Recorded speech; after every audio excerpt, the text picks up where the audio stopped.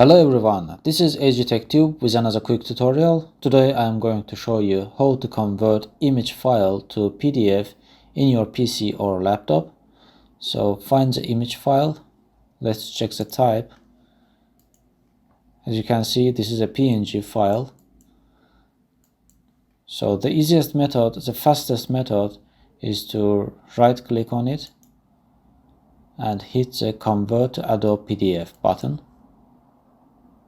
As you can see, this process automatically created the PDF. Now let's save it.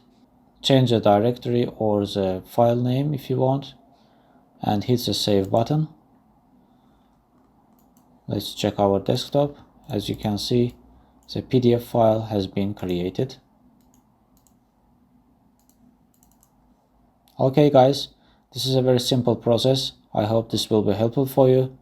Thanks for watching video as always. I will catch you in my next videos.